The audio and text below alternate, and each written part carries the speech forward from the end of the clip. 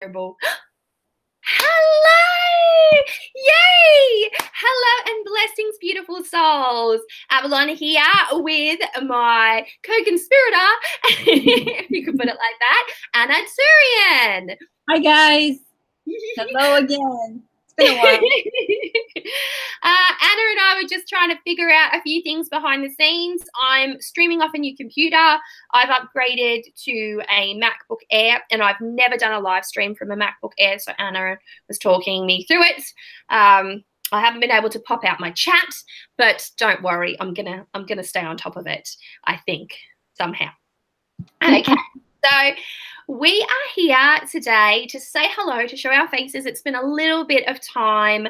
It's been a minute since we did a Bonestone Bash, and I just wanted to catch you guys up on what we have been doing and a bit more about the deck, and basically just to tell you as well that we have had individually and collectively, we had an opportunity to really, really work the Bonestone. These little sample decks that we have here, these are the sample decks. We have had a chance to work with it. I actually designed an entire course for Tarot Summer School just using this deck. And I've got to tell you, I'm not at all disappointed. There is one single spelling mistake in this deck. Yes. Doesn't matter. See, this is why I printed a test deck. 20 years from now, everybody will be like, those two samples that have the mistake on it, it's the only two in the world that will have the mistake, and it'll be like really valuable. So hold on to the mistake. I already fixed it. Yes, it's been fixed, but that's exactly why we printed it out. Like this is the whole reason why. In fact, it was very good to have found that mistake, because if we hadn't have done that, we wouldn't have found the mistake, would have gone to print, everyone would have got the mistake. But now, disasters averted. And, you know, considering it was just one letter, really was. I'm pretty happy. Like, if that's it, you know, I would have expected to find a few little, you know, little here's and little. If it was me typing it out because I'm dyslexic, I was just prepared for it. I'm going to figure out how to work this chat. If anybody can help me out here, I can't pop out my chat like I used to be able to, and I'm just confused as to why.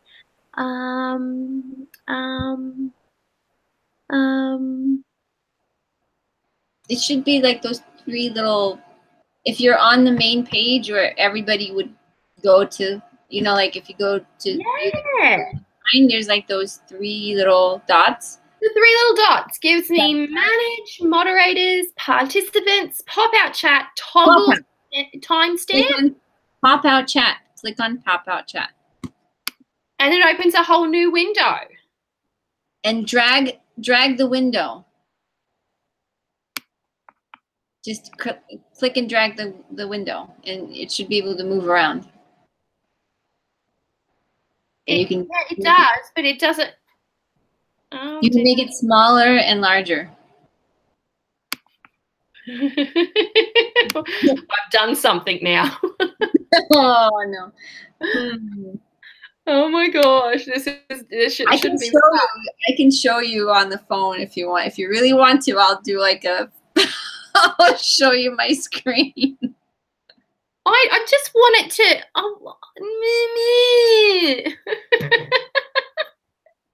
It's now a completely separate window.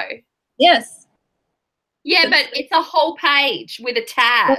Okay, but drag the tab. So, you know, at the top, yeah. Take the tab, click on the tab, and drag it down. So it'll separate from the whole. Where am I dragging it down? Oh, I see what you mean.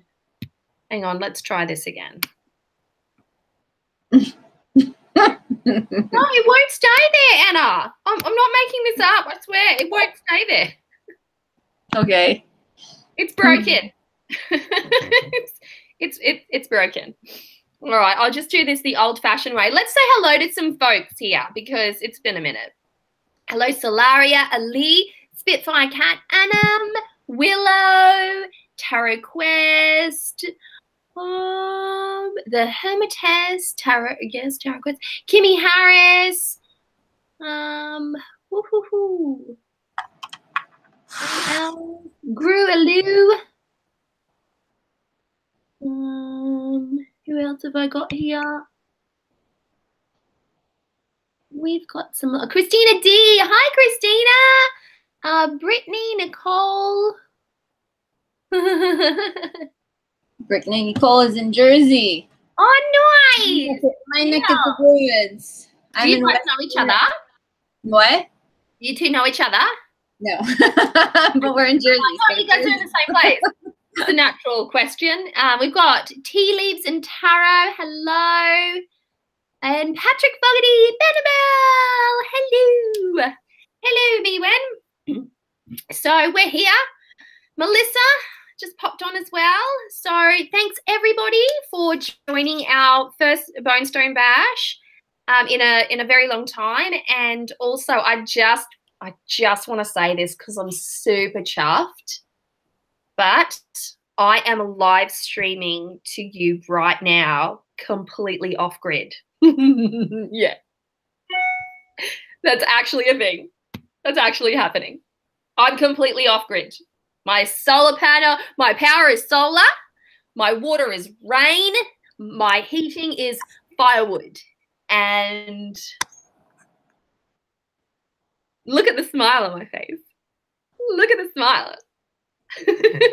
Anna and I were just having a quick talk about it. She got given the 3-second tour of half of my abode. I'm in a 7x3. I'm in a 7x3 meter wood cabin. So all my walls and cupboards were made by my father, believe it or not, out of Tasmanian oak. So I'm rocking an Essie stove. Do you guys want to have a little look? I'm just shuffling, but I'm going to show you. It's not tidy because it's tiny and we still haven't unpacked, but I'm going to show you. Behind me is the kitchen. I'm zero waste now, but I just found out the other day that tea bags contain plastics and my heart broke in half because I'm addicted to Yorkshire tea. This is my kitchen. This is where the fridge would usually go. We don't actually have a fridge because it's cold enough for us to keep our cold items outside and for them not to perish. I've got those little buckets there are for recycling. So I've got composting. That's there. Hang on, wait. That little bucket there is an ash bucket. I've got a little sacred space over here. That's my Essie wood stove. That's my firewood. That's the front door. And behind me is my pantry and a wall and all my other bits and bobs. There you go. You've practically seen most of my house. I'm getting jealous. I would take you outside. It's very beautiful. It's actually very beautiful here. I'm on 28 beautiful, pristine acres. Every time my husband and children go for a walk, they find these amazing skulls. And they found a jawbone skull that's completely mossy and really, really, really quite old. And we were trying to determine what creature it came from. We haven't been able to. We found a cow skull that was easily discernible from, you know, the skull, the look of the skull itself.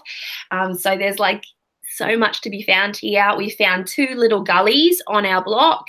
There's a little spring. There's a little mini waterfall right up on top of the ridge. And, you know, we've got beautiful, beautiful area around us. No noise.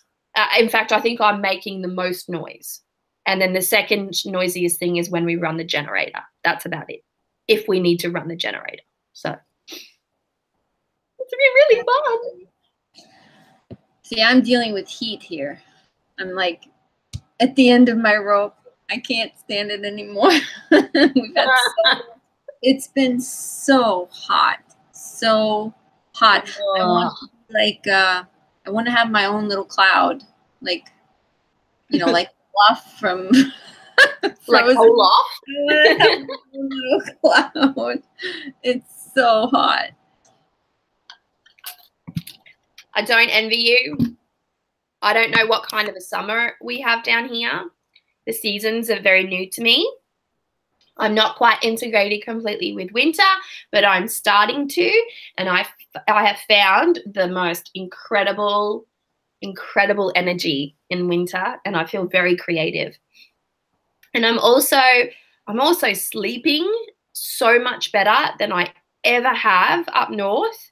I just sleep, and my kids, they sleep, and it's that beautiful deep sleep where you actually wake up and you feel like, oh, I had a really good sleep, and it's just lovely. Yeah. So let's see how it proceeds. So how many decks did you take with you? I got rid of a lot, but I think I have, I want to say around the 700 mark. So you were able to, did you ship it? You just put it in the car? I put it in the car, yeah. Most of the things that are in boxes are mine, and I don't have a space for it right now, but there may be a yurt.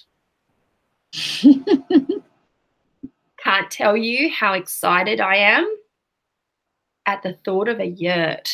Okay, so there may be a yurt, and that's where I'm going to unpack. So in the interim, depending on how long this yurt takes me, and I keep looking at my husband, you know, with threats in my eyes, like I need to get me my decks. I need to have the things out to be able to create with it. But because I've been working on working the Witch's Web for Tarot Summer School, I brought with me a little basket, and I had a couple of decks in the basket. I had my bell, I had some crystals, I had some stuff that I could use to film the totality of the course as I was traveling 4,000 kilometers from north to south of Australia, from the northern tip all the way down to the southern tip. For those who don't know, Tasmania is an island that's detached from mainland Australia, and it stands between Australia and Antarctica.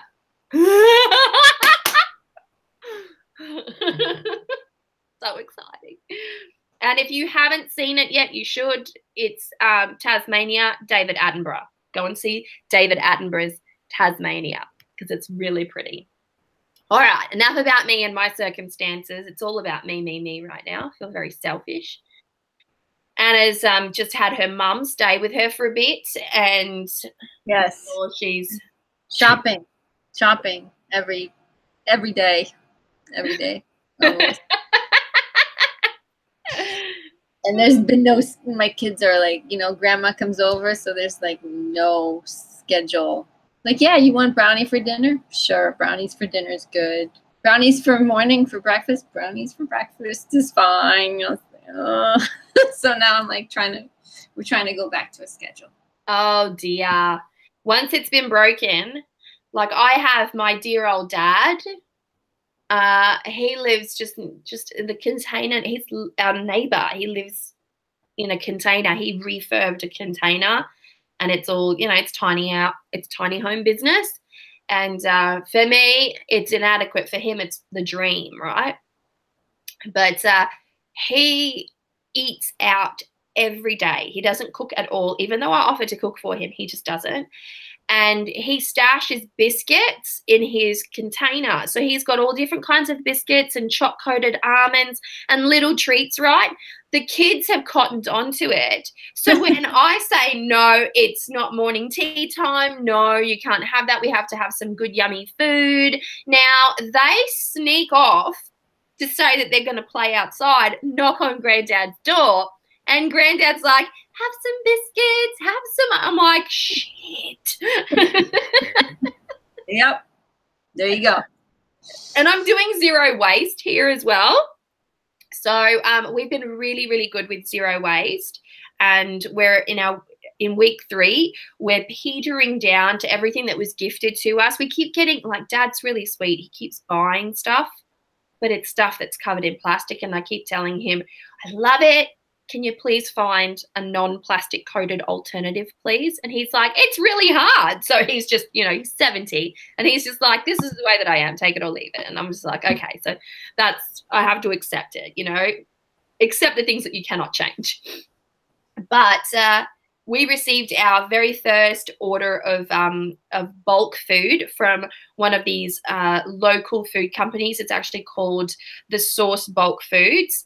And they sent, oh, we bought so much stuff. I'm going to show you.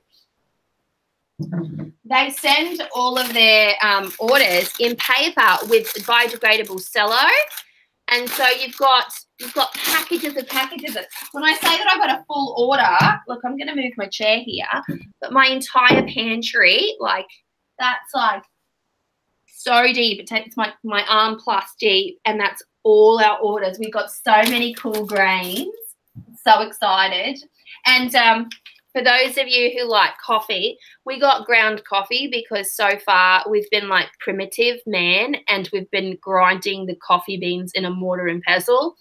I've got to say, you should be you should do that in your sleep because you have experience with that. I know. The first time husband tried it, he made the first cuppa. He's like, I'm going to grind it in your mortar and pestle.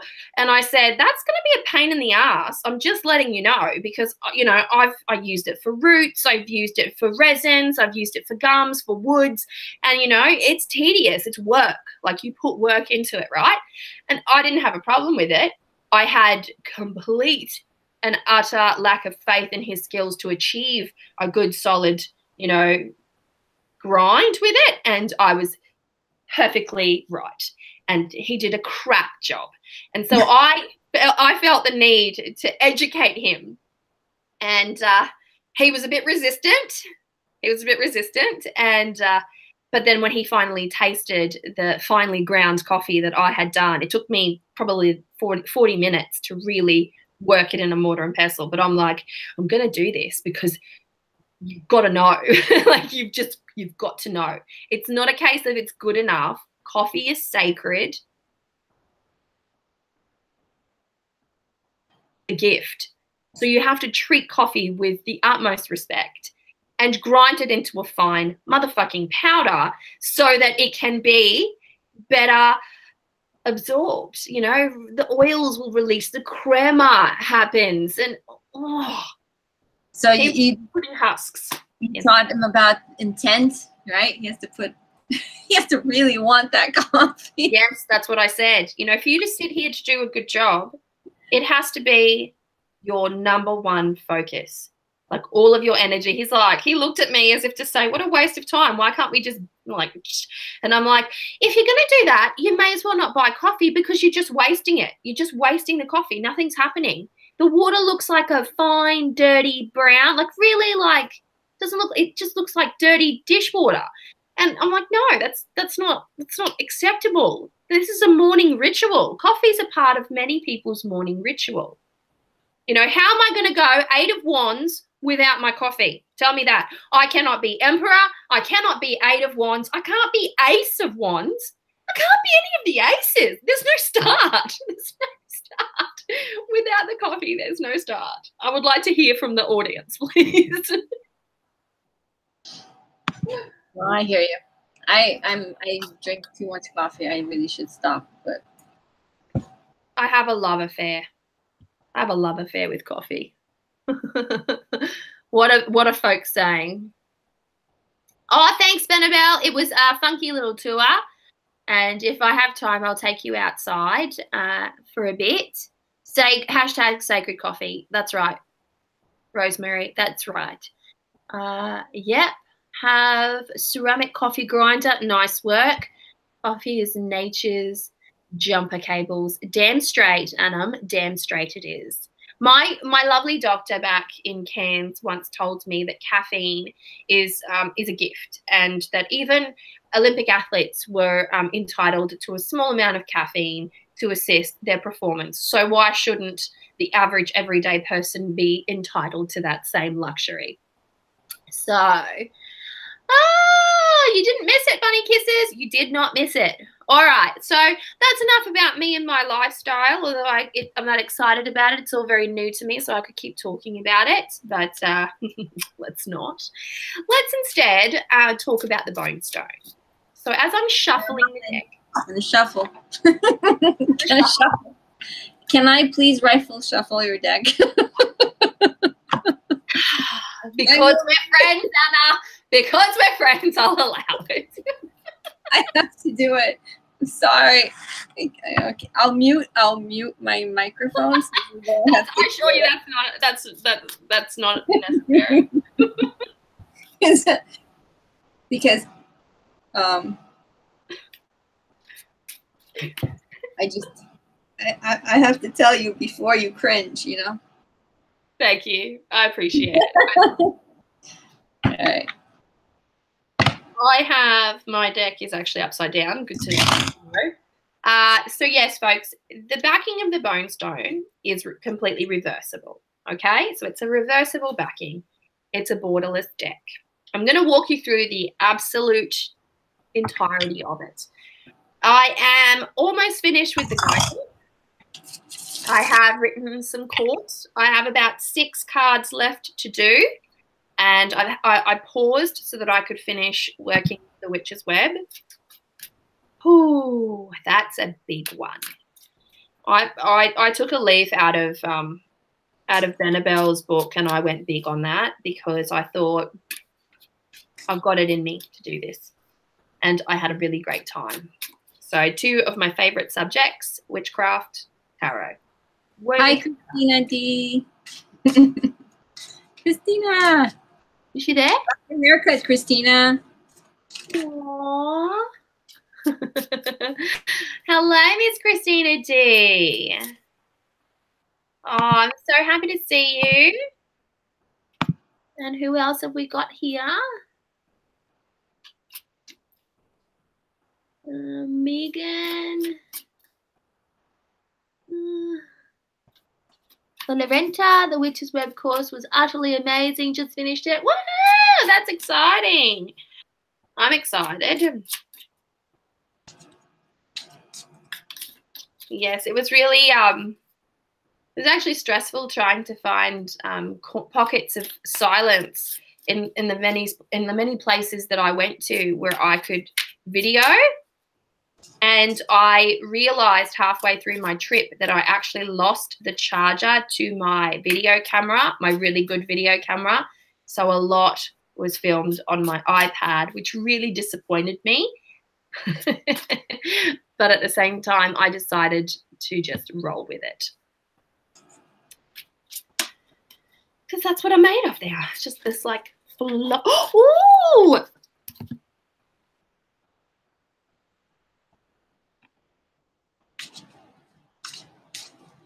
You dropped one? I dropped justice. I dropped justice. Something about balance. It was, I should say, it was in reverse. Yes. This is a personal one. This is a personal one. Relate to that one. This month has been, yes. It's like, I'll explain it. It's personal, but it's not private. So there's a difference. For me, the pendulum has been sitting on one side of things for a very, very long time, and now it has swung to the opposite side. So I have a reversal situation. So my balance has shifted, and I have discovered for myself at least that and I think this is true for most people and everything really, that we operate in our own unique cycles.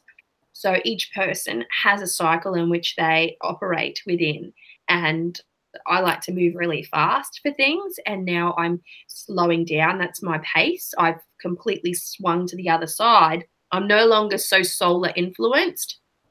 I'm very it's dark over here. I'm lunar influenced here. I'm earthy. I'm earthier. I've always been a little bit earthier, but it's that slowing down, that necessity to slow down, to take a breath, to embrace the stillness, to sleep longer, to take my time, to think about things, to moderate. Everything's about balance and moderation now. My focus hasn't been so much on the things that it usually was because I've simplified my life quite a bit.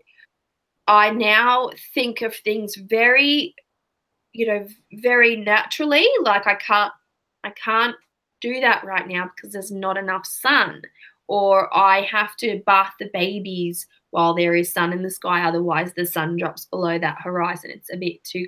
These are the things that I think about. They're not the things that I've ever had to think about. I've always had an abundance of sun. It's always been like, you know, suffocating. And I've just had that pendulum swing. And with it, I've had to integrate into colder weather. I'm integrating into completely different flora and fauna. I haven't made friends with anybody yet because I haven't actually been able to leave my area independently and strike up, you know, conversations and, you know, interact and mingle like my husband has. My husband's little Mr. Popular now. It's different now. It's like, it's just a different thing. It's like the pendulum has swung. I always like to find a sense of sacred balance within justice, just like I find a sense of sacred balance within temperance. But with justice, it's about honoring what is right for the self when we talk about balance. And also it's determining that sense of righteousness as an individual sense of righteousness. So what rhythms and what cycles work for me are not going to work for my husband or my children. It's perfectly unique. And to not really abide by your natural cycles does yourself a disservice. Like that's my personal opinion. You don't have to accept that, but that's where I am. That's my justice card. What about you, Anna? Oh, I've been adjusting. Well, this month we're in July. Yeah, we're in July. So June has been, I had some health issues happening. So I was like out of commission. I couldn't, like, because I started working on my deck. I'm working on the Abyss again. So just when I was starting to get into it, then I like got hit with some things. Fun. A bit fun for you, wasn't it? Yeah. And so about 2 weeks I was down, and then my mom came.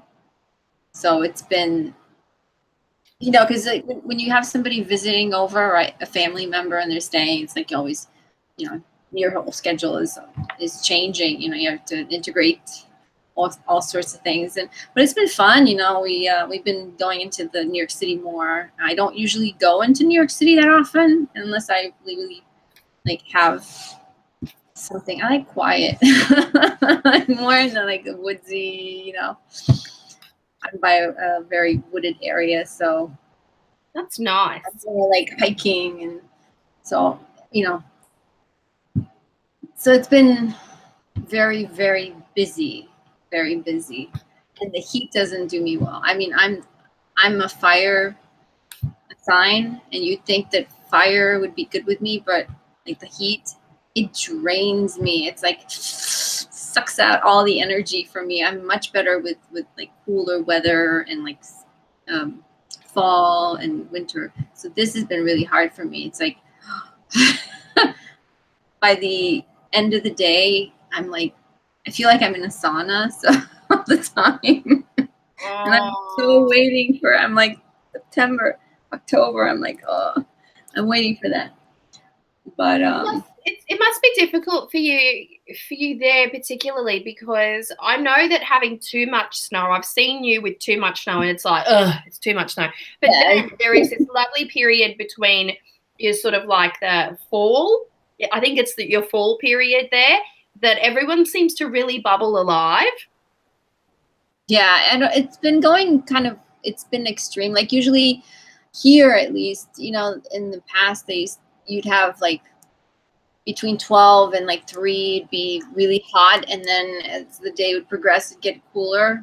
But now it's been the same temperature like almost all day, so you're hitting like 90s, 95, even in like late evenings. So that would be like you're into the high 30s Celsius, you know, still in the evenings. So it's been like, the kids don't, you know, you can't have them out all day in the sun, and it's you know, they're out of school here. It's the summertime, so they're home. And yeah, it's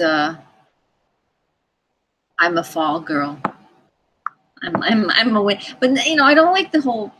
We do get like sometimes 2 feet of snow, and then I can't get out of the house because so it can be extremes, right? Yeah. But in terms of like energetically speaking, if we're going based on energies and how I function more, I'm much better with cooler temperatures because I'm such a energetic person to begin with. Like I'm up working till 2, 3 a.m. Even with 5 hours of sleep, I'll be up till 2, 3 a.m. And if I have to work, if I have an idea, I'll like have to finish it and work on it. And I still have that energy. But if it's almost like too much, you know, just like I can't wear, like I have red hair, but I can't wear a red shirt too often because it's like too much. So I have to I usually wear darker colors. Insight into Miss Anna's personality there and her like. Yeah. I should also mention because she hasn't, so I will. Wait, don't mention it because I stopped it. No! I know what you were gonna mention. I have to redo it. It's been okay. Well, I'm still gonna say that Anna put herself out there for a hot minute. And, for a hot minute, yeah, I was for a hot minute, and then I got sick, so it was. Then she got sick, so and then her sickness gave her perspective. She has perfectionism. Her sickness gave her perspective, and she's redoing it. But I'm talking about art classes. I'm talking about art lessons. Yes, I'm toying with that idea still. I actually did a bunch of videos, but I still had to edit them, and you know how edited, it's a whole. Because it takes, like, when you're painting something, sometimes it'll take like 3 hours. Nobody wants to sit there for 3 hours. So you have to like really edit everything. Yeah, it's not that glamorous when you're like, okay.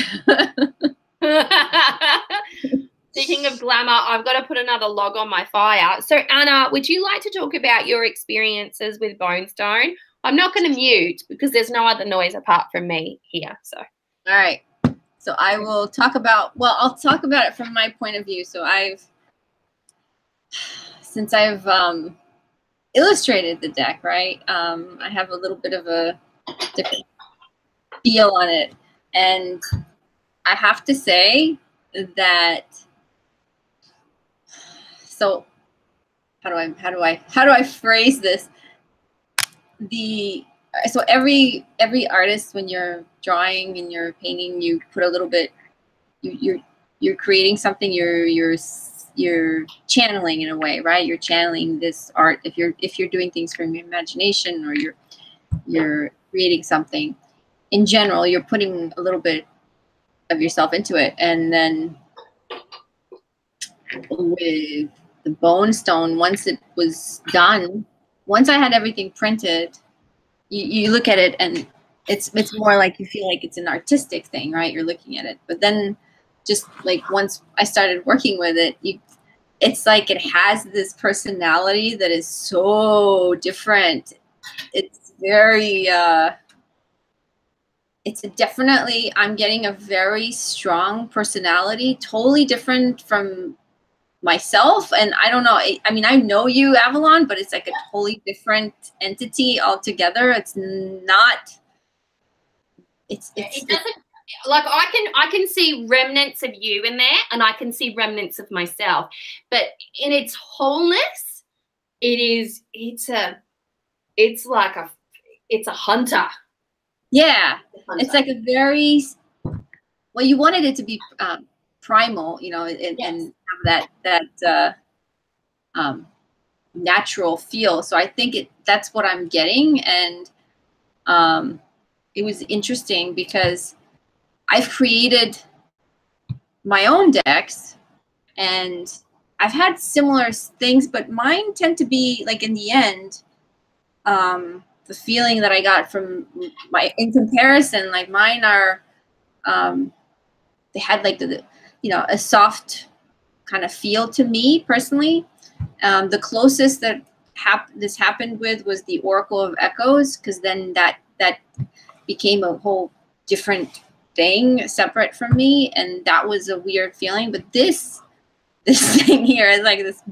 It's like yes, it's very primal hunter. Yeah. And surprisingly, like I heard a lot of people, like as we were creating the cards, because you can't always answer as you're creating all the comments, but I remember people were like, oh, there's a lot of women in it. Are there, you need more males in it? And I'm not getting that at all. I'm definitely not feeling like a female energy, like soft female energy out of it at all. It's not gender biased towards male or female. It just feels like there is a primal hunger, a tenacity, and this desire to just get some, to just go out there and get hectic. And that is not something, that's not a personality trait that I would put to either man or woman. That's just, it comes down to a singular personality trait. You have women that are super hungry and go get it. They've got that huntress kind of feel. You have that same thing in a man. It is not innate to one or the other gender. It's a primal reflex. I'm so loving it. I have to go and get my cream, which is outside. So just for a dash in my tea. But yeah, I'm recycling. I've been getting like a lot of, it's definitely not just a female oriented deck. I can tell you that. I mean, just by working with it. And I'm trying to think of something to compare it with, but I really, really can't. I mean, the closest, if I were to compare it, I would say from my collection. All right, so I'm going to do a cross. and you can correct me if I'm wrong, but this is my opinion, all right? So don't hate me, Avalon. What did you compare it to?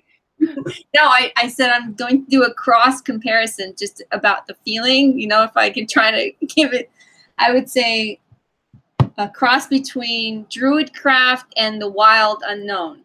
That's what I'm like. With getting. A dash of Marielle.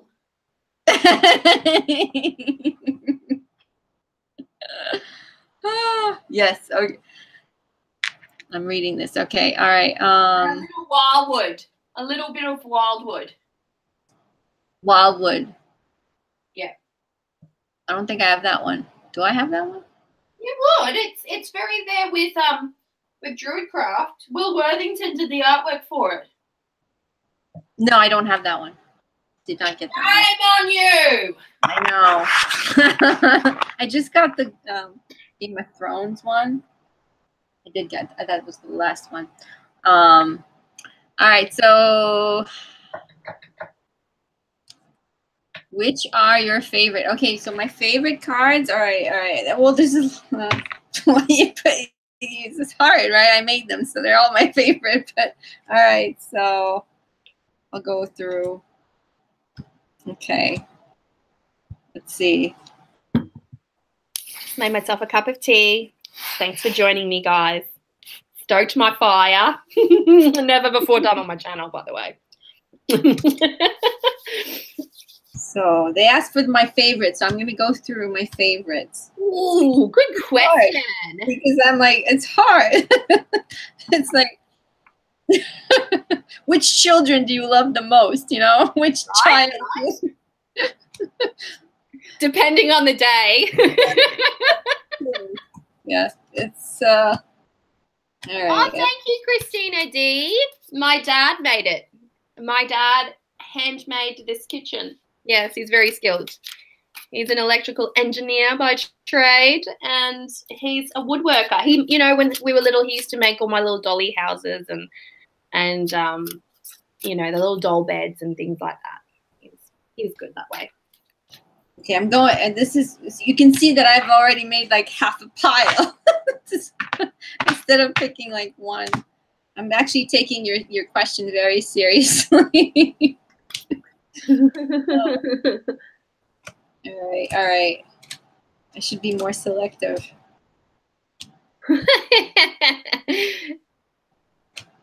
Okay. Almost to the end. I'm almost to the end.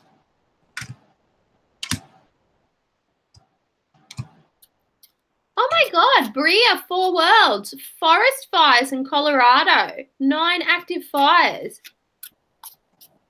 Yeah, it's been bad. Oh my goodness, I'm so, oh, please be safe. I didn't know. I didn't know because I don't have a TV and I just don't know anything anymore. All right. All right, so these are my favorite. Oh, very good one. Very good question. My favorites. I didn't adjust my light source here, but you're gonna have to bear with me. Okay, so the Fool.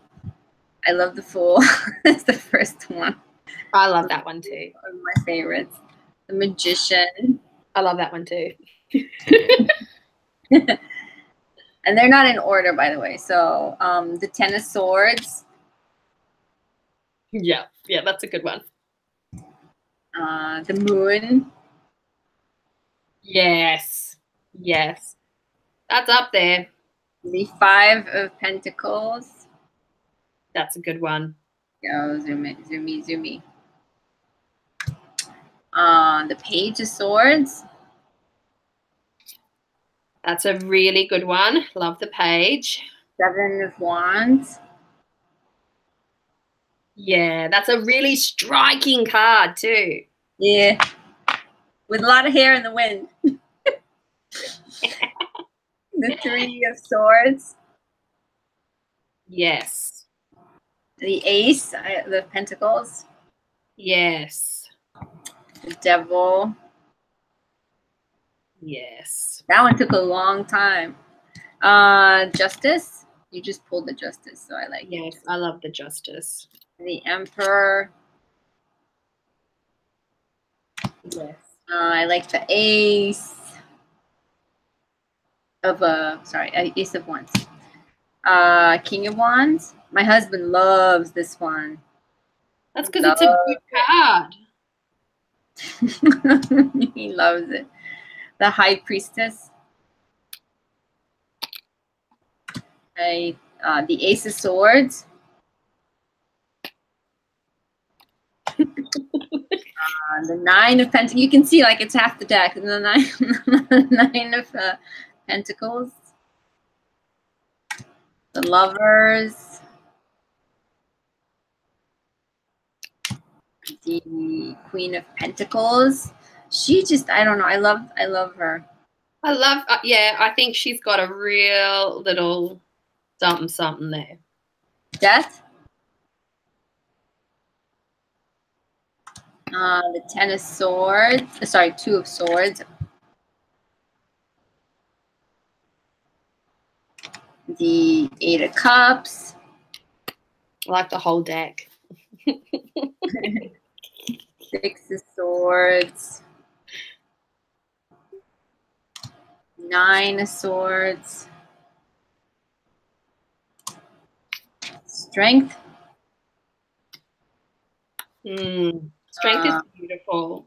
King of Pentacles. His pen. Queen of Swords. Yeah. Little Mars in there. The Ten of Wands. King of Swords.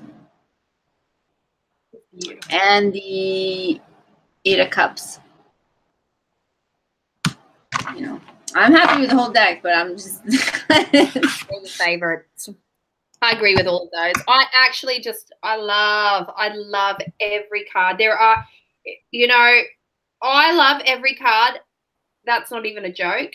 And I would still, there are still cards there that we came down to, 2 options, choose between this one and that one.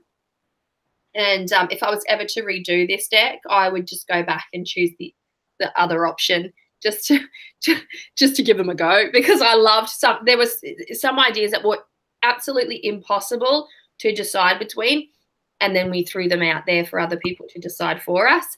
And it's not that I'm dissatisfied with that. It's more that they were such great ideas that I feel like they will one day need to be used, because that's what ideas are for, right? Bunny Kisses is asking, so is your sample deck the same cardstock as the one that will be published? No. This is just, this is not. This is 310, I think. I'm not sure, but it's over 300, but it's not 350. This is more like it's good for rifle shuffling, and you know, it's our sample. The colors, we did it for colors also, because so we can see. So like, for instance, like if we're happy with the colors in this deck, then if we sent it to the printer and they would come back and say, oh, you know, the colors are off, you need to make adjustments, then we know that it's not us and it's them. So they would have to make the adjustments, and so we wouldn't have to make the adjustments because we already have it and see that there's nothing wrong with the images. That's that right. So, and also Avalon, if you like this, the look, you can actually send the printer a copy of the color, you know, so they would match it. Yeah, that's exactly right. But no, it's going to be much the cardstock. You know, what cardstock are you going for? 350, 400? No, mine's going to be 400 GSM, so it's going to be quite thick. The deck is hefty. It's thick. It's hefty, and that's what it's all about, really. I wanted it to be that way, and it's not everyone's cup of tea to have a deck that's that thick, but I went through the trouble of making my first deck, and it's kind of it's a prize to me, and it's a very special thing. So I went for the similar cardstock to the Star Child Tarot. So for those who've ever handled or own, or or handled, the Star Child Tarot, then that's going to be very similar cardstock.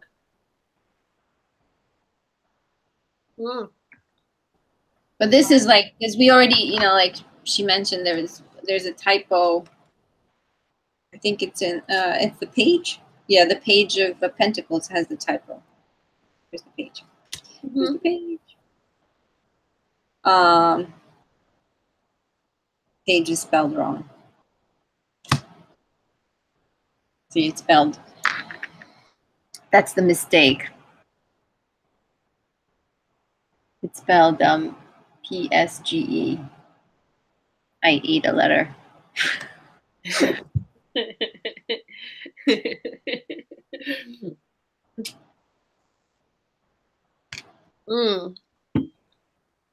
So I've got to say that I've been using the Bonestone a lot for creative writing, and I have been quite creative lately for my Patreon page, and I've got to say that when I do utilize the deck for either for a reading or for a journal prompt or something like that, that I pull something that's very unpolished, which I quite like. And this is coming back to that primal aspect.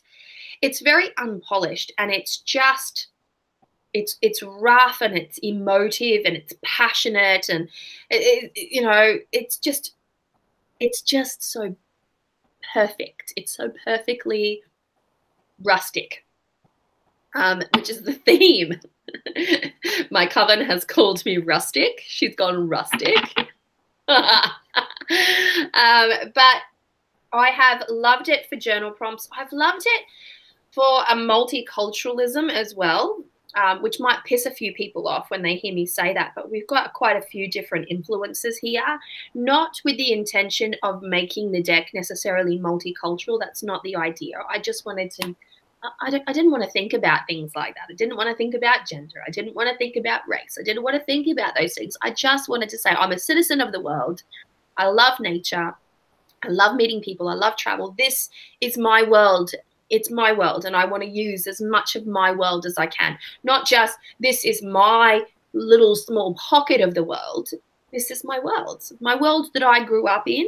I traveled all around the world a couple of times before I was even like 8 years old. And, you know, it's my world, you know, and so I have a bit of Egypt here. I have a bit of Romanian. Thank you, Anna. I have a little Yoruba here. I have a little, well, I have a little something there. I have a peasantry kind of English thing. I've got some Merlin, which for those who know, that's, you know, Welsh, British. I've got the world tree, which is a throwback to the Norse, the Yisrael. Hey, if you believe in reincarnation, you got all that inside of you, so it's popping through. That's exactly right. And, you know, we've got some Greek here and just the beautiful influences. I've got Australian Brumbies. These are Australian Brumbies. Hello, man from Snowy River. You know, so many beautiful influences. And so when I have a conversation with this, it feels big. The deck itself, it feels very big. It feels very well-rounded. I actually thought, ooh, is it going to feel disjointed because there's so much of it? People don't think the same way as I do. Like that to me is perfectly worldly. And if I was to do a deck again, I would probably do the same sort of worldly thing, but choosing different characters this time. And that's just going to be my vibe. But it might not be niche enough for, you know, for the individual who prefers just the one color, for instance. You know, there are quite dogmatic personalities out there, and that's not a criticism at all. You know, it's just the way that, you know, we all look for something unique in a deck. And, you know, a deck is comprised of artwork. Artwork is subjective. Themes behind decks also subjective. And it wasn't ever crafted for the appeal, for the wide appeal of it. It was just because I like it. That's what I like. That's my thing. My thing, guys. I didn't have to think too hard about it. I promise you. I'm just like, I like this, so I did it. I like that, so I did it. It's what I liked. Anna, she's a creator. She'll tell you when she draws. Does she think about 50 different people's opinion before she actually puts pen to paper? No, she doesn't. She just does what she likes, what she knows. Well, I mean, because if you do that, like, I will post things. I've done with this deck that I'm working on now. I'm doing like 2 versions, and like the 3 of Swords and the 10 of Swords have 2 versions. But I'll post it. You know, if you ask all the time, you're never going to finish it. It's like because there's so many, you know, like everybody has a different opinion. So if you were to incorporate every single opinion, you'd never finish the card. You would never finish it. It's like it would be constantly morphing into something else. And some of them are really good ideas, but that's why I write things down, and I'll like try and do something in the future. But that's exactly right. You can't put everything in one image unless it's a movie, maybe. I don't know.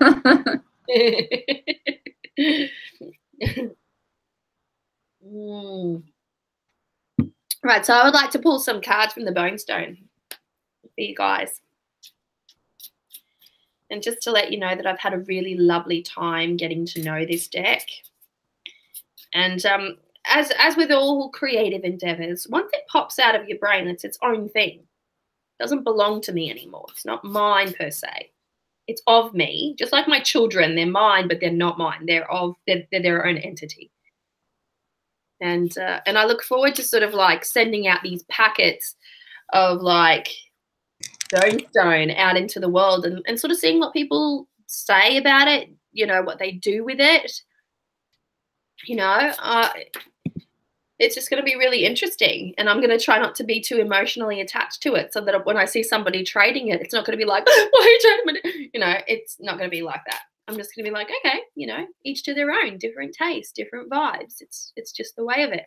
While there'll be people that love it, there'll also be people that just like, well, it's beautiful, but I didn't connect. Because I've had decks like that before that I've really wanted to love and that have been made so beautifully, but I just couldn't connect, and that's okay, you know.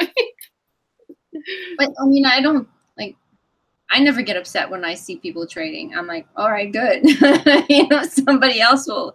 It's just, you know, you can't, because when it becomes, once it goes out the door, it's no longer yours. You know, it's like it's just, I don't know. There is a detachment in a way that happens. Like once it has its own personality and its own way, it's a little detached from you, so it doesn't bother as much. Like, you know, I've had people trim decks. I don't, you know, it doesn't phase me. I've actually suggested to people where to trade them. I was like, you can go here, you can go here, you can go here. You know, I don't. It doesn't really affect me that much. It's not personal. It's not personal to the artist or the creator. It's a person's unique experience with the cards, and that's what matters at the very end of the day. It's what kind of a relationship do you have with your cards? What kind of a relationship do you have with your deck? And do you use your deck, or is it just a pretty thing that sits there? And it's okay if that's your bag. If you collect, and I've got decks that are still pristine in their packaging, and I have no intentions of opening them in the near future, in the foreseeable future, because I'm a collector. That's my thing, and I get criticized to no end about that. But that's, you know, it's a case of just fuck off, mind your business. Like, this is my thing. Like, I collect. I know what I'm doing. It's not a waste of space for me. It's the way that I do it. And then there are cards that they're first editions, and I've ripped straight into them, and I've used them, and they're beloved decks. They're as much a prize on the shelf as they are, you know, a solid working deck. And it just comes down to the relationship that you have with your decks. And, you know, and I found out that when I did my big fire sale, that I let go of some really beautiful personal decks to me, decks that I had used. They weren't all just sitting on the shelf for me, but then that I wasn't able to give them the love and attention that they deserved. So I passed them on, you know, a good couple of hundred I let go of. And over the course of a couple of months, I did a fire sale. Before that, I started to give away to friends and family, and people came through and they bought from me in my local area and that. And yeah, so it comes down to, you know, how you feel about your cards and what you do, you know, with your cards as well. Do we have any questions? Its release is going to be so exciting. I still have people asking me when the deck is going to be released. I've been very, very transparent about this. It will be December, and that's the date that has always been attached to it. It's written everywhere, in banners, in my Etsy listings. It's written everywhere. And also, I should mention this as well. I have done a price increase on the deck because Etsy did a fee increase, and I had to reflect that fee increase. It was a pain in the ass, and it's kind of one of the reasons why it solidified something for me, that big increase, because Etsy already takes quite a bit of money from me. My bills are not small; they can be in the thousands of dollars. And I know that that's, you know, surprising to hear for, you know, for some people. Like, they actually do. It costs me money to actually list the item. It costs me money to sell the item. And then, you know, there's a lot of cost that goes out of my pocket. So I do have a website, and I'll probably look at moving to my website, especially for readings. I'm going to leave my deck there, though, because that's where all the information is for it. And once that deck has been sold, I think I'm just gonna, you know, just. It's taking, like, if you were to, like, now it went up to, so now it went from 3% to 5%, and they're also taking a percentage, 1.5% from shipping. Yep. In a sense. So it's like they're now taking 6% of your over 6% of your from each sale. Yeah, which adds up. Like, problem. Like, I had to make. I only like because of I calculate everything, like all the printing costs and everything, like, you know, and for the Lenormand, I pack everything. The boxes, everything, all the items that I do by hand, everything has a price. So everything is calculated, including their fees. So now when they did that, that just totally threw me off. I had to do everything again, which is not pretty because people don't really see, you know, buyers don't see that unless you put like a huge disclaimer at the top. They don't know that. And it's difficult.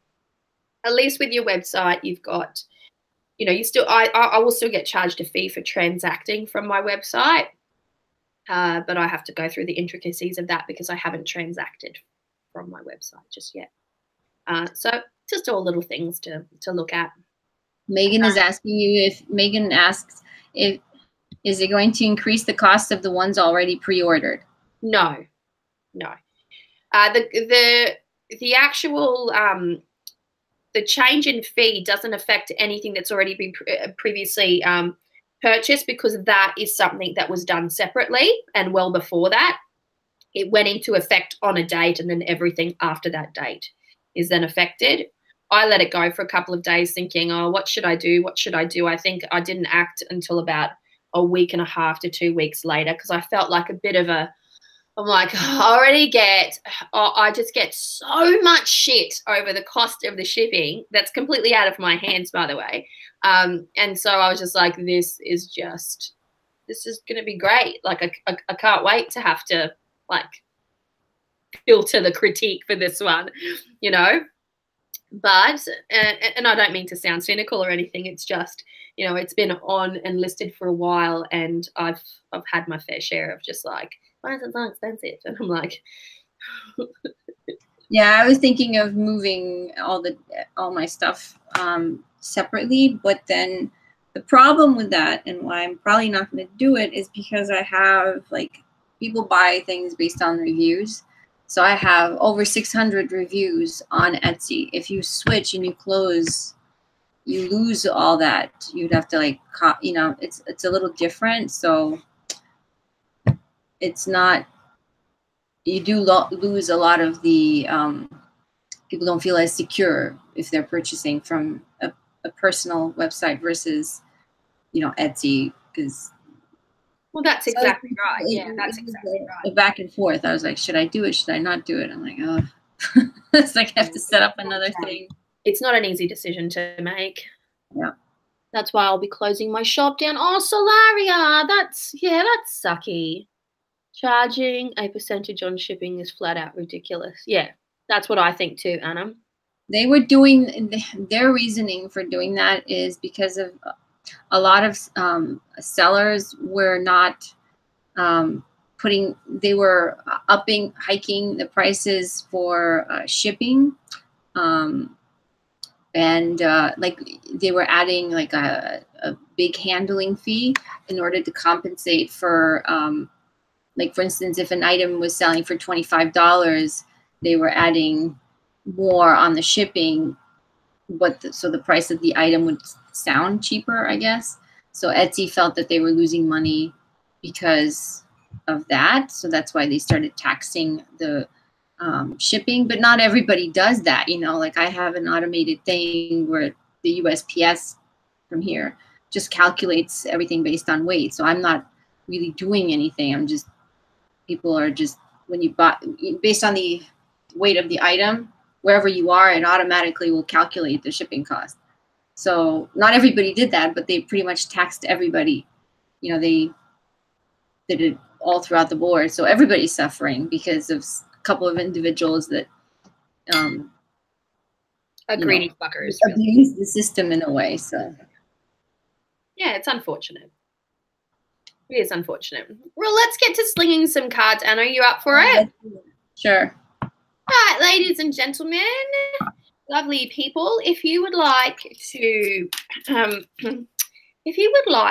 your card read, I would say cards, but if you would like to have your card read, please type a question. Oh, I should rephrase that. If you would like to have your cards read with the Bonestone, an Earth Flesh Tarot deck by Avalon, Cameron and Anna Turian, could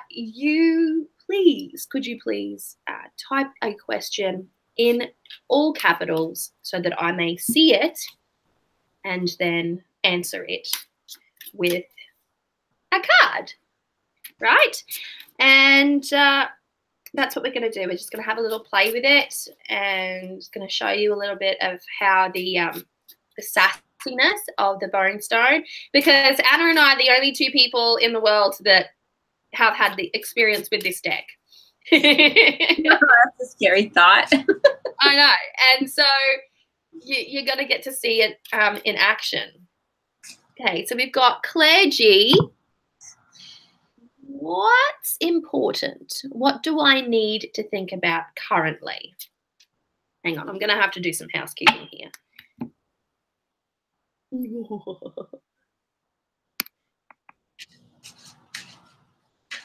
Ooh. Anna, you're going to appreciate what I'm doing here. In our chats. What are you doing?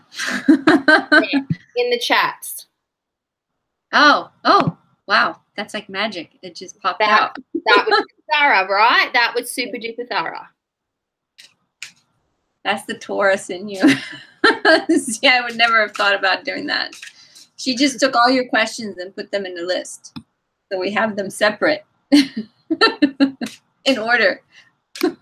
It's not alphabetical order, though. It's order of asking. So, and I'm just going to keep pasting.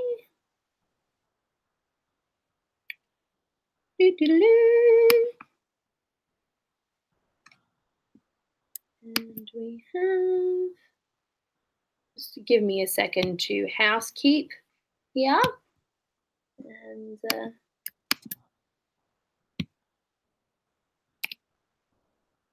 alrighty. So we'll start with that. We will start with what I've got here, and then I'll go back and have a look again.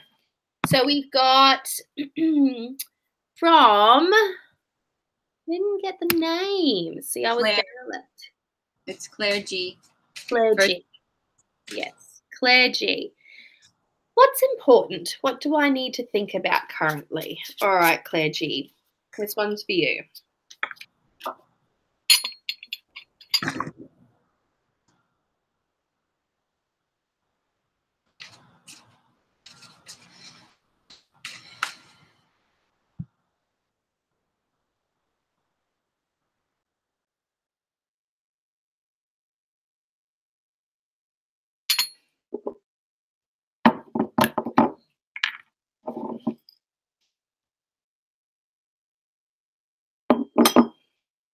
Oh, that is so fragrant.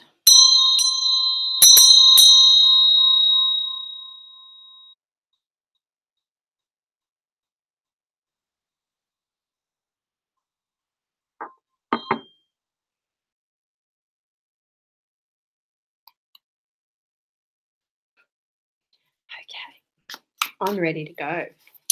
I'm actually ready to do this.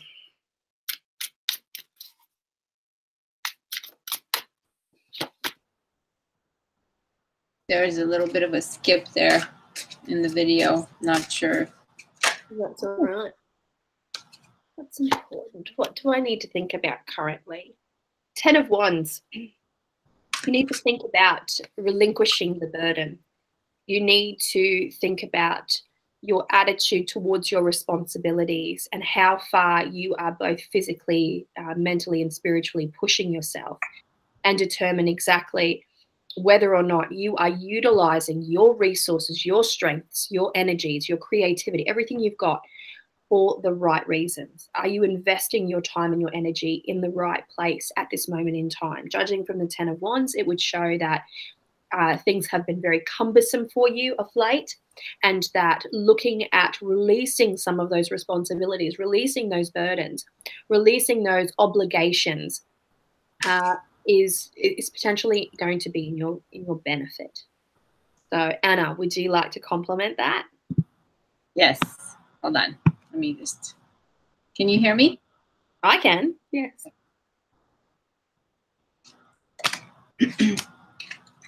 So I got the Queen of Wands. Ooh. So, okay. Okay. Now, I'm getting that, well, for me, this card, the feel is when we were also creating it, we wanted this strong type of personality to come through. And I'm getting that you should also embody the qualities of the Queen of Wands and have to bring forth like the fire aspect of the Queen of Wands and incorporate that and let that shine through your personality to help you at the moment. And also focus more on yourself.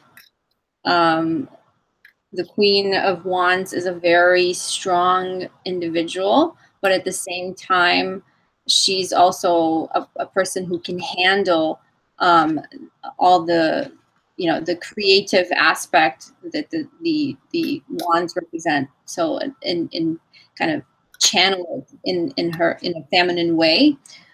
So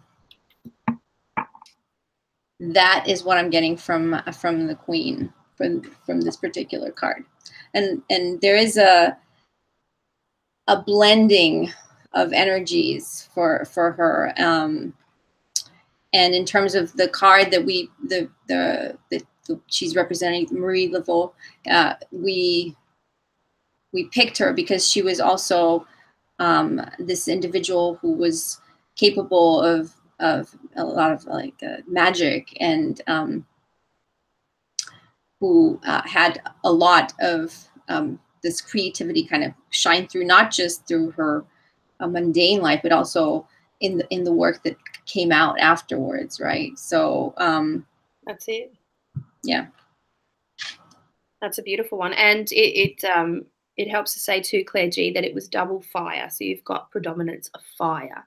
So fire can be very healing, can be very creative. It's considered the other element. So earth, air, water, constantly here on our earthly plane at all times. Fire must be conjured. It's called into being, which is why it's the magician's element. And you have that magician's element at your fingertips. So it's up to you to determine exactly what kind of a weaving you are going to engage in to assist you to better transform your current situation. We are now going to Devon's spiritual quest. What is the energy around me at the moment? I pulled the Four of Swords, the energy of a necessity to rest in a hot spring with a super sexy person. No, that sacred element of rest, the Four of Swords. Well, swords, we're looking at air, we're looking at the intellect, we're looking at communication, we're looking at, you know, the analytical aspects of the human psyche, right? And with that state of rest, it can sometimes show a period in our life where our minds have been overactive, where we've been a bit stressed, where we may have had to have been focused on one thing or a bunch of things, you know, for a prolonged period of time. And there comes a time where you have to have a pause. You have to allow your mental processes a time to just bask in a bit of bliss. You know, rest is not something that is often encouraged, at least not in modern society, where we're taught to work. We work long, we work hard, we retire later in life. That's the way of it. But rest is something that is quite sacred. And the Four of Swords, to me, symbolizes a sense of sacred selfishness, where you have to draw the line from time to time and just say, no, not right now. I'm having a moment. I'm taking a moment to myself. And this is not just a breath. This is not just like, oh, I'm going to take a deep breath. This is actually taking the time to have some genuine rest, to do something that occupies your mind in a different way to what it is accustomed to. So if you're constantly on the computer tapping away or doing something of that nature, then it's time to read. It's time to listen to some music. It's time to put some, headphones on, listen to some ASMR or some meditation, and just to allow yourself to really get into that mindset of rest. Have a good sleep, have a good rest, have a good bath, have a good massage, something that's really nourishing to the self, that allows your, what do they call it? Your receptors in your body, your parasympathetic nervous system. That's the one that I was looking for, to just chill out a little bit. Some yoga, look for some bliss. And yeah, that's the energy that's around you. Well, it's at least calling you. So I drew the Six of Pentacles. Oh. So to kind of follow what you were saying, Avalon. So the Six of Pentacles, it's a card of giving or receiving. It's Pentacles, so it has to do with funds. It's the earthly energy. So in this particular case, I would say that perhaps you've been, again, giving. So you have to make a choice if you continue giving. And sometimes when you look at a card, there's particular things that draw you to it. And for me, I'm drawn to the two little birds right now. So perhaps there are little, the people that are like in need that you've been giving to, perhaps feel like they are more vulnerable in a sense. So it's your choice, as always, if you want to do that, or if you want to, like Avalon said, take a step back and kind of reevaluate if you can, or if you need a break.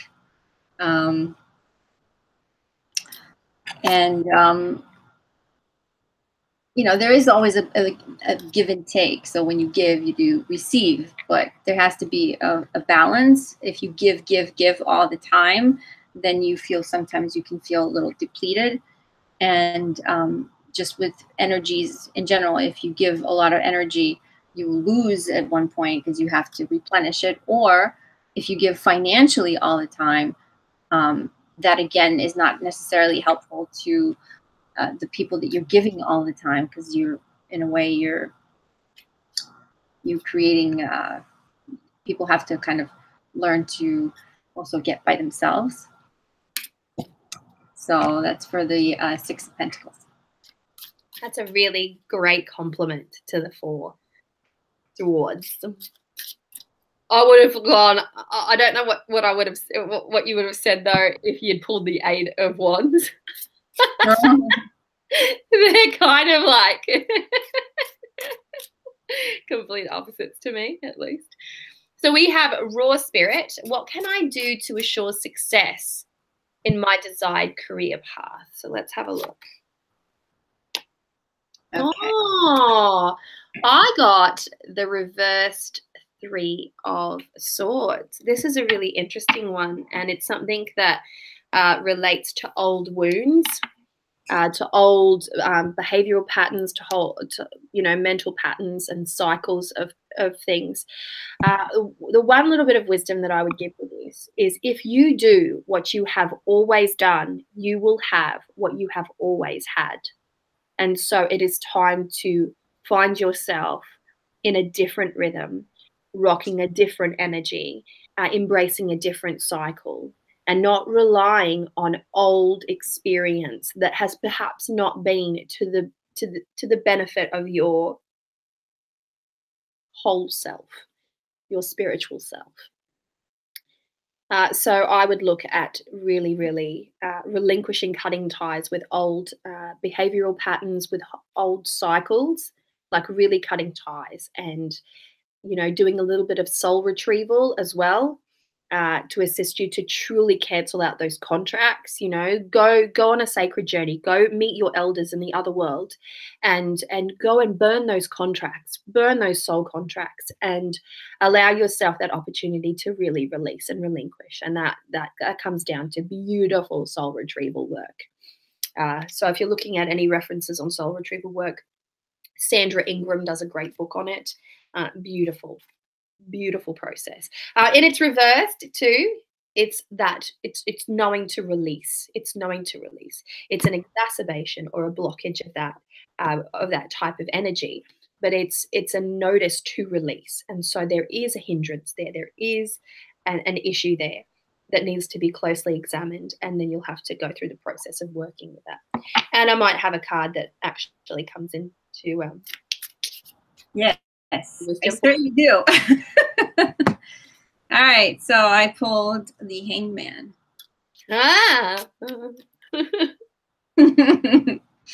Okay. So to assure your success in your desired career path, you will have to make certain sacrifices. And sometimes those sacrifices might not be very comfortable, obviously, because otherwise they wouldn't be called sacrifices. You have to let go of something perhaps that you've gotten quite accustomed to. And sometimes the sacrifices that you have to let go is it can be like emotional patterns that you've gotten so accustomed to do that they're hard to break out of. Avalon got the 3 of Swords, and if there is like in general, if there's like a heartbreak, it's always hard to move right after a heartbreak, but you have to keep going. And in this particular case, since we're dealing with a career path, if you've had some negative experiences in the past with your career and you want a clean break, there are some big changes that you will have to make, whether it's starting from scratch in terms of learning a new trade. But they will gain you a lot of knowledge. We have Odin here, and from the bindings, the blood, we have like ruins that are forming. So will gain as this process of sacrifice will happen. You will also gain so much, so it is totally worth doing that, but it's not going to be easy. I mean, the Hangman never is. Unless he falls, if he fell this way, then he wouldn't want to make the sacrifices. But I get a feeling that you do want that, and you just need a little push. That's it. Who have we got next? Tempe.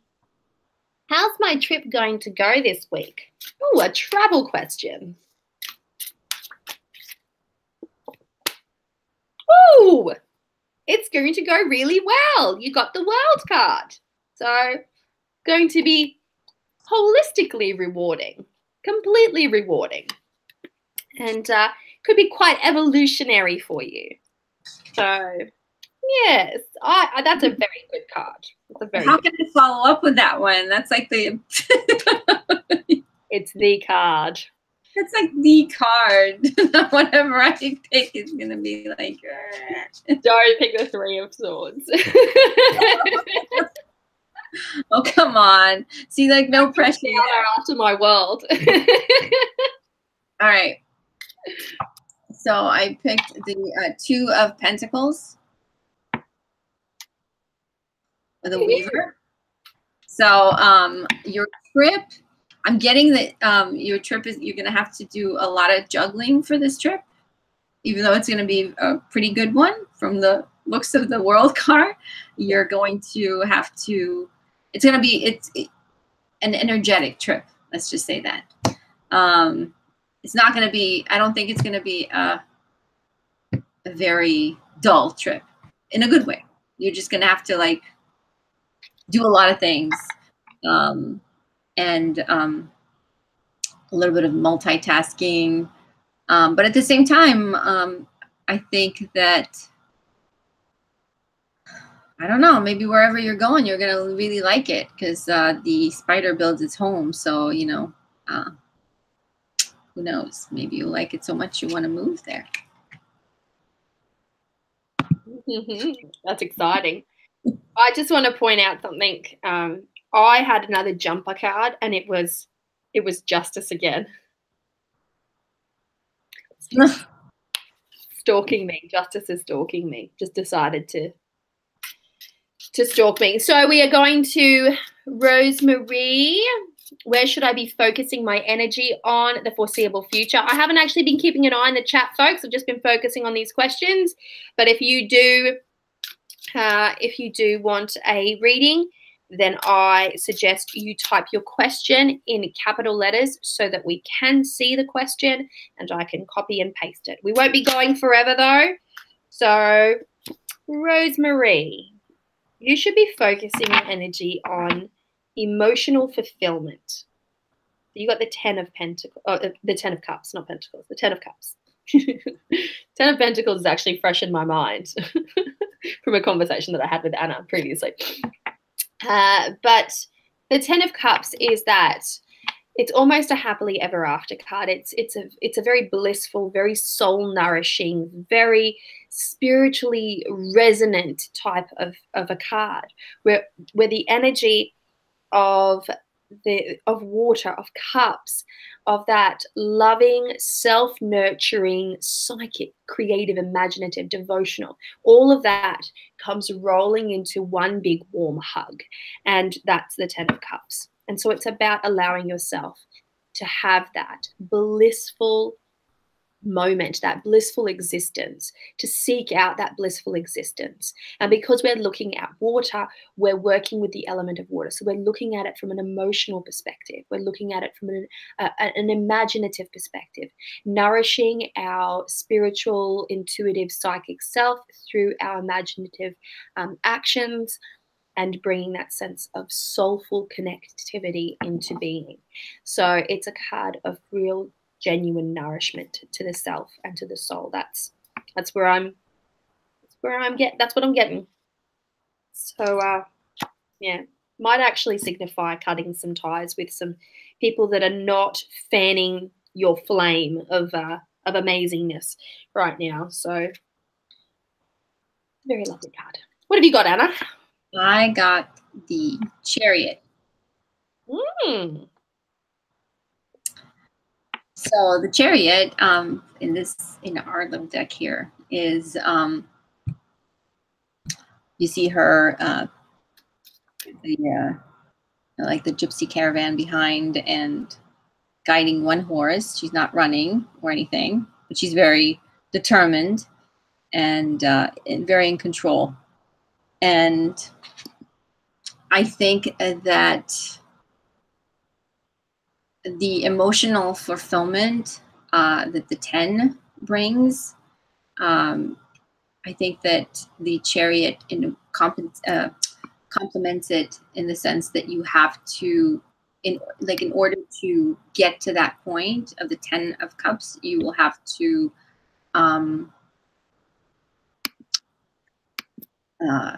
be very focused and make your carve your way in a very focused emotional way, because you can't be scattered and you can't be pulled in multiple directions emotionally. You will have to kind of zone in and make sure that if there are any big events coming up, that you will be able to, stand your ground and have that, you know, put on a good backbone, I guess would be. You know, the Chariot is very, it can break, you know, if the traditional cards, right, you have the horses running in opposite directions, so you kind of have to bring them together. We have here is it's one horse that you have to kind of pull through. So it's that, in a way, it's your choice whether you can handle that. And because you got the 10, I think that it can be done, but there's going to be a lot of, you're going to have to kind of rein it in, bring the horse in, pull that caravan through. Yes. Yes. I like it. I like it. Okay, we've got Megan Raymore. What can my family do to get a step up in the custody case? This is an interesting one. Custody case. A legal question. Wow. It's funny. I went through a whole phase in my reader's career where I just had lots of legal questions coming at me. It wasn't a unique occurrence. My mother is a lawyer and I'm a tarot reader. So she's a witch. She attracts that personality. I've been there.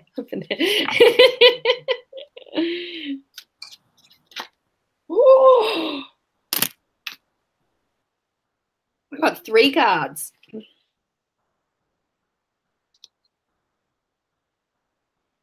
Holy doolies. This is quite a complete reading here. So the King of Swords. This is a strong legal representation. A swift thinker, an analytical individual, someone who is sprightly, who is educated, who has a firm grasp on the fact. When we're looking at the king, we're looking at the pinnacle of the suit of swords. So this is a very together man and a man that owns his strength quite well. So he is the type of individual that when he enters a room, he is all encompassing. You can feel that energy, that ownership, that regal nature. And there are individuals who just have that about them. They just do that. They walk into a space and it's theirs. They own it. So that's the type of personality. There is the 6 of Pentacles, there is the give, and there is the receive. Now, in some aspects, there is a charity element to this.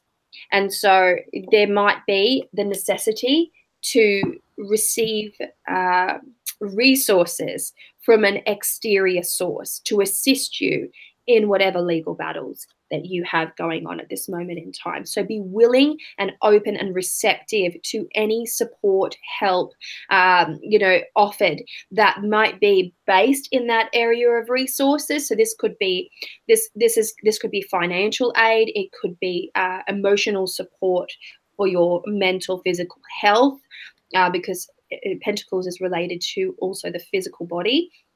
It can be, well, just think of resources in a very broad sense.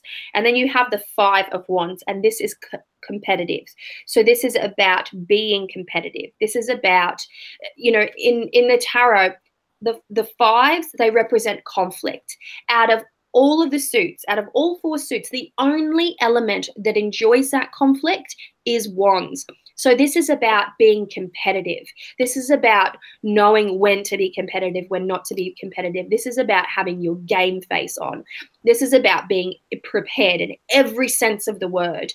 And in order to do that, you really have to be in the game. Like, you really have to be wired for the game. So you need to be well informed, well prepared, and prepared to go far and further in order to really get there, in order to get your result.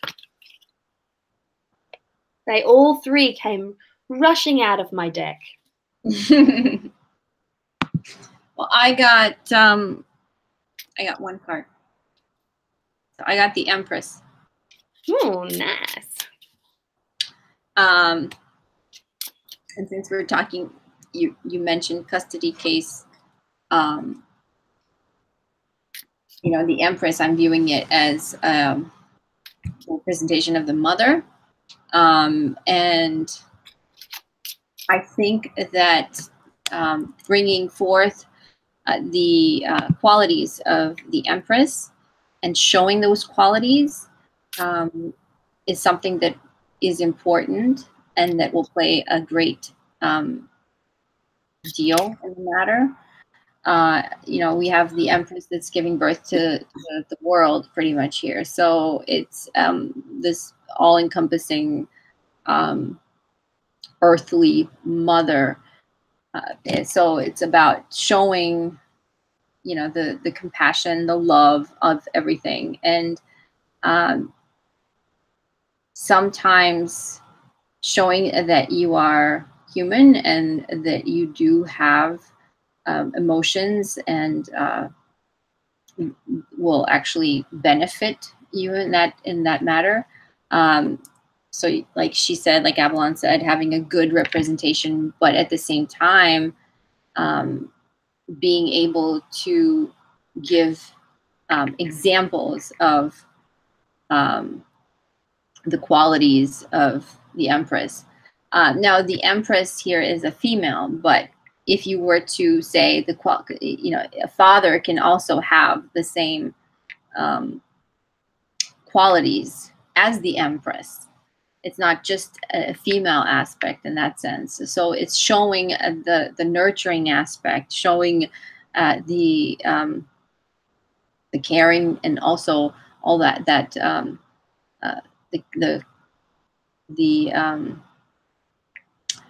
oh, what's the word? You know, all encompassing and being not necessarily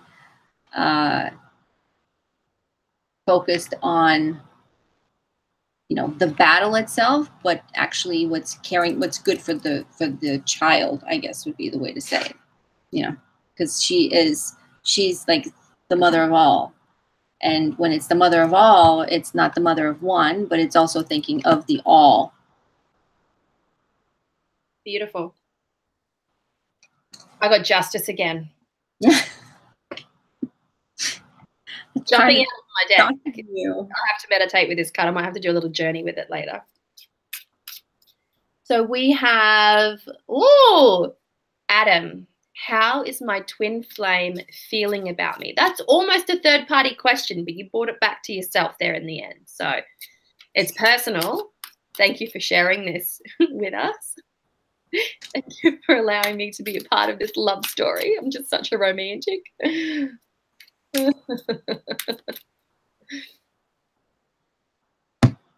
All right, let's have a look. The Seven of Pentacles.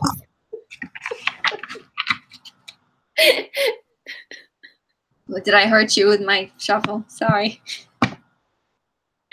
No, I'm just laughing at the Seven of Pentacles because it's about the harvest, and I can't help but think that, you know, you're gonna get some, but I don't mean that in the way that it might sound if I said you're gonna get some. You know, it's the harvest. It's information coming into being. It's the ability to reap what has been sown, what is on blossom and offer to you. It's an opportunity to utilize your resources, and it's a feminine receptive card, as is the case with Earth. It's receptive. Well, it's not receptive necessarily, not in the same way as Cups is, but it is feminine, and as such is receptive. What I will say here is that it's all about resources, and that makes me worry. That makes me worry for you. That makes me worry for you. That's all I'm going to say. It makes me worry for you. And I might be able to elaborate on that, but okay. So to leave it all in your hands there, Anna. Yes. Okay. Well, I got two fell out this time, so nice. Which works with yours. Hey. So I got the Two of Cups, and the Ten of Pentacles. So I think that this is what I'm getting, that your twin flame is really looking to solidify the relationship. You know, the Ten of Pentacles is, you know, building a home, having all that stability that, you know, you would want with a relationship. And I'm getting a sense that that is something that this person is seeing with you. And, you know, I hope it's a mutual thing. You know, it's always a good thing but you want, you know, when two people want the same thing, if one wants, you know, the other doesn't. Very resourceful. There's a lot to do there with resources. Just let that be a thing. Just don't let that be a focus is probably my advice there. Don't let the money aspect, the belongings, the wealth, the financial situation, the accumulation of perceived wealth or anything like that be the catalyst for your, what was the word? Flame? Yes. It's a yurt. So yes. Simple, humble means. Yes. It's happiness anywhere, even in a yurt, which would, by the way, be my dream house. One of. That's my stepping stone dream house to my straw bale house, which is my ultimate castle. We'll talk about that when I've had my yurt, though. Don't want to get too far out of control. We might have to start wrapping it up a little bit here, folks, because we've been going for quite some time now. How many minutes are we at? Like an hour and a half. We started at 9. That's nice. What time is it here? Oh, that's right. 12. Yeah, we've almost been 2 hours. Yeah. So we're going to have to start closing it down. So I'm going to do, how many more would you like to do, Anna? Just what we've got here, just what we've got copied here? Right now we have 1, 2, 3 left. From what you 1, 2, 3, 4, 5 left. No. The bottoms are just not separated, but if you look carefully. Okay. I see. Okay. Maybe you can do one and I can do one then. Rather than both do them together. We'll get through them a little bit quicker then. Okay. All right. What is the energy of the last half of the year? What is the change I feel in the energy for this year?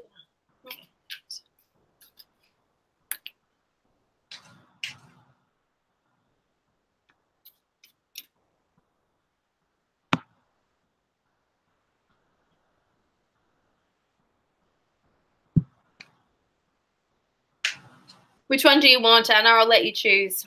Oh, I'm like waiting for you to go. Okay. I'll take, you do the next one. I'll do the next one. We'll do it that way. Okay. So I've got Bethany.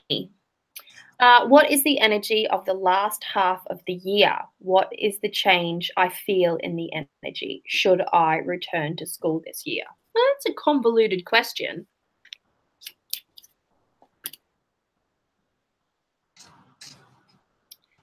I would say you've got the 3 of Pentacles. I might actually pull another card for you. 6 of Pentacles, and let's go. Ace of Pentacles. Okay, I wouldn't necessarily say going back to school, although, you know, education is extremely important. It's about making sure that you're getting the right education for the type of lifestyle that you wish to live. So you've got the 3 of Pentacles, which is honing your craft. Okay, so honing and refining your skill. This is a step in the right direction. This is a plateau of sorts. So this is a state of evolution achieved. It's young growth and you can build upon this, but that's your opening card.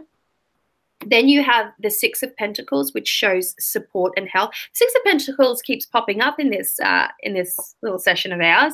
Got the Six of Pentacles, which is a card of give and receive. It's a card of charity. We've spoken of this previously, and it's about making sure that you're in a proper position to receive. And sometimes if we're in a state of pride, we are not going to be open or receptive to this giving. And it can also show that because you have the Three of Pentacles here, you might need some exterior support, but you might also be in the position to give a little support. And then we have the Ace of Pentacles, and this is about putting in some new roots. And this is why I say not necessarily go back to school perhaps to do the same thing or go back to school to do something different, because this is about a new start.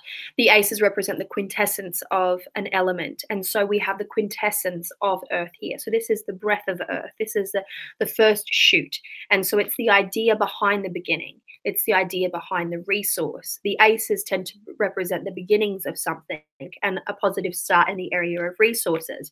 You've got that positive start echoed throughout the entire suit. This is a Pentacles heavy reading. All three cards are Pentacles, which means resources and the furthering and focus of your resources are paramount in your situation at this moment in time. And so as long as you're heading back to school for the right reasons, perhaps to really work on your resources, then yes. But if this is much more of a reading of the worker, of the individual who is determined on carving out their own path. There is a lot of hands-on when it comes to the Pentacles. Pentacle people, they do it themselves. They don't ask someone how to chop the wood. They go out there, find themselves an axe, and they begin doing the work themselves. And so perhaps it's time for you to really look very closely at what it is that you are intending on doing, where you want your life to be going, and start making sure that you're making the proper steps towards that career path or that overall goal that you might be having. So it's really about solid work. There you go. I'm done. Okay. You're up. All right. Okay, so next up is LMP 67. I'm torn about the change I want to make. Will it be for the best? Okay, so the cards that I pulled for that, you have the Nine of Pentacles, the Wheel of Fortune, and the Knight of Wands. Okay, so they were in this order. They were pulled in this order.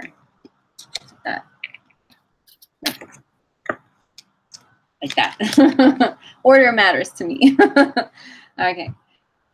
So I definitely think that the change, that you should make this change, and this is just based on what I'm seeing here. Obviously, it's up to you. But what the cards are saying, that this is, it's the Wheel of Fortune. So it's a major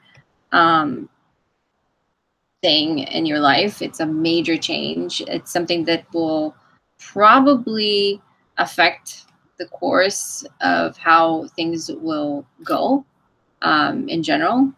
It's not a small choice.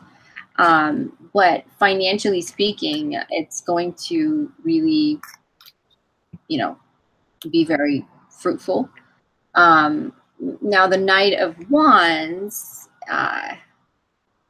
you're going to have to put in a lot of energy in order to do this. And not just that, I mean, you're going to have to really fine-tune your creative aspect. But when it comes to saying that you have to be creative, sometimes you have to be creative to find the time to do something. Sometimes you have to be creative to, juggle everything that's going on around you, to be able to be open to this new thing that's coming into your life. So I definitely think that it's a good choice, that it would bring financial stability to you, and also it would pretty much modify the path that you're in right now. So it sounds like it's a big one. It sounds like it's a big one. Okay. Okay, so Kimmy Harris, what is the major theme for me for the last half of the year?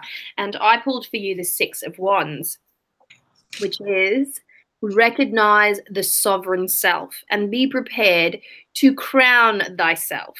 So this is about having enough vibrant fire energy, enough of that self-actualization type of energy that will enable you to truly believe in the skills, the resources, the talents, the creative ideas that are coursing through you. And there is a certain amount of, it's not ego, it's a little arrogance, it's a little ambition, but above all else, it's a sense of certainty in who you are, to the point where you're like, I own this, I deserve this, I've worked hard for this, this is mine. So it's that fiery go-getter kind of energy. And that looks like it's going to be your theme for the remainder of the year, for the second half of the year, is that willingness to truly acknowledge what it is that you want and then to go after it. It's the huntress energy that we were speaking of. It's really going out there and finding that sense of sovereignty within the self, and be prepared to treat yourself as the queen/king that you may want to be. And so walk the walk, talk the talk, go get what you want. And or better put, go out where you can find it and get it. There you go. Okay, so next one, the board. I'm not sure if I never know if I'm pronouncing the name right. The board Blanchard. Can I have a general reading? Okay, so just a general thing. Quick one, because a general reading would be. All right. Let's see. Okay. Interesting. All right. So I'm getting, you have again, the Ten of Pentacles came up. Nice. And the Six of Wands. And the Queen of Cups. Okay. So Ten of Pentacles, we just kind of touched on it before, that it's, solidifying, creating it's a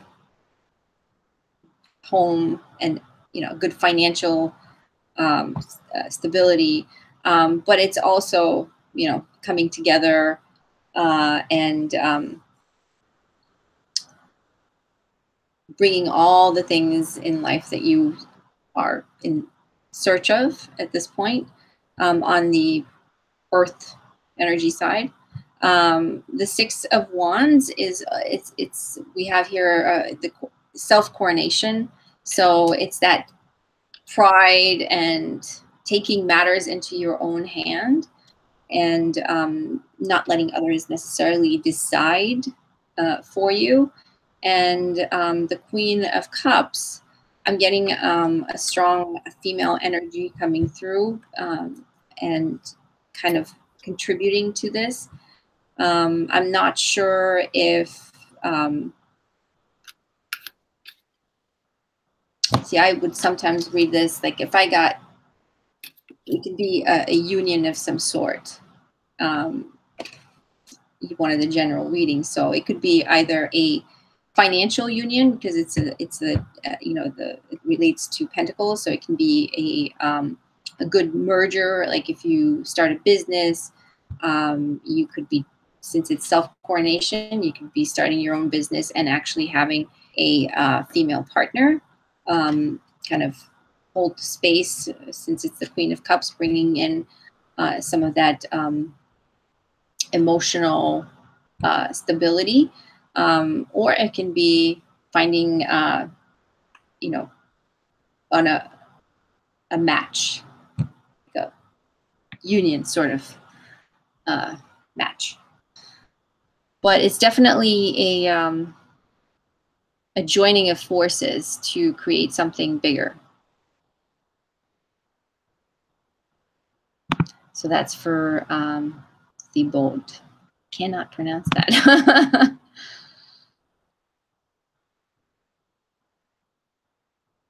We need one of those correct pronunciations. I know. There's no way of finding it. There's no way of finding it. So I have the last reading here for Soul Journey, and I'm sorry, guys. I know that we've been going here for a very long time, so I'm going to have my little ones come through, and I've got to wrap it up now. We've gotten through quite a bit, and we've been on here for a very long time. So this will be the final reading, and it is for Soul Journey. And the question was, what energies do I need to bring in or release to create abundance? Okay, so here's what I'm going to tell you. The first card drawn was the Five of Cups. So release the emotional baggage. So release the memories that hold you captive to all of those situations that may have brought you sadness or conflict of the spirit in the past. That's what you need to release. You might also need to release some habits, some dependency issues. So you might have some coping mechanisms in place as a result of some of these rooted sadnesses. And this could be alcohol, it could be some kind of a vice. And that would be another thing to really release. Now, the Devil is a major arcana card, and the Five of Cups is a minor arcana card. So the grand influence here is the Devil card. So really, really do look at your coping mechanisms, really look at your vices, really look at the details, because the devil is in the details, they often say. But have a look at exactly what it is you fall back on, your fallback personality type, your baseline personality type, those kinds of things. And what state of mind are you most often in?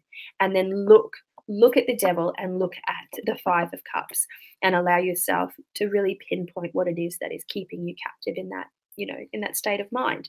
These are the things to work on, to release. So I would recommend a good amount of shadow work there.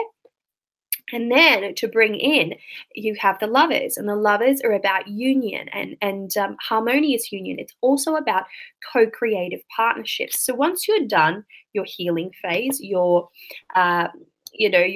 shadow work. And when I say done, I don't mean that's it. You do shadow work for a day and you're done. This is a process that you'll need to work on. Once you're really secure in your processes and you're consistently working towards a sense of resolution and integration within your soul work and those themes that we have previously spoken about, then you can begin to reach out and find yourself a healthy relationship in which to co-create in. When I say relationship, I'm not necessarily talking about love.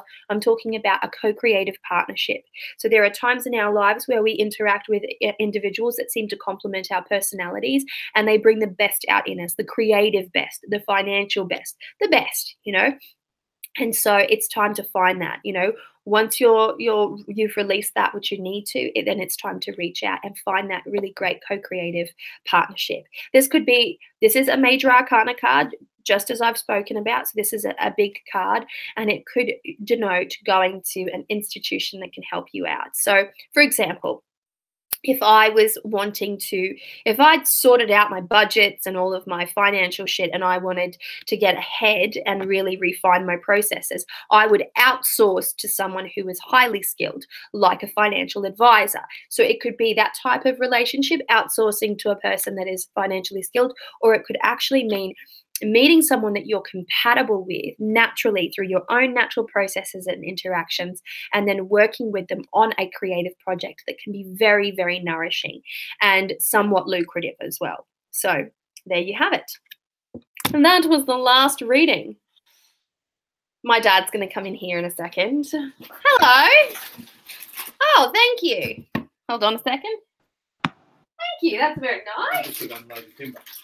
You got it. Oh, did you get it? Okay.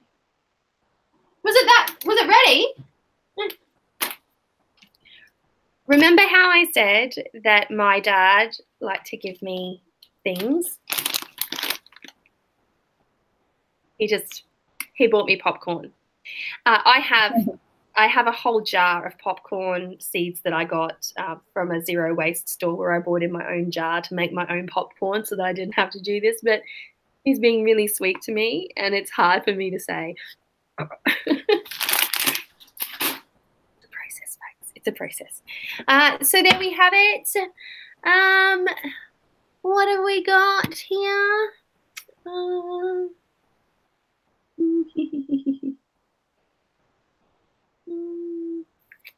What have we got?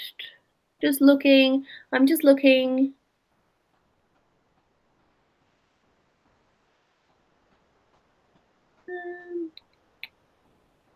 Gotta go. Have a nice night. Bye, Christina D. Happy popcorn eating. All right, folks. Well, we're bringing it to a close now. Thanks so much for hanging out with us. We have been talking lots of Bonestones. We've been doing some card slinging with the Bonestone. Just to let you know one more time, the Bonestone and Earthflesh Tarot deck is still in production. There are cards left to be written. All the artwork is done. The deck itself, the artwork is complete. It has not gone to printing yet. It will be ready by December. By December, it is my hope to be dispatching the packages out. And that's what's happening. The deck is available on Etsy for pre-order.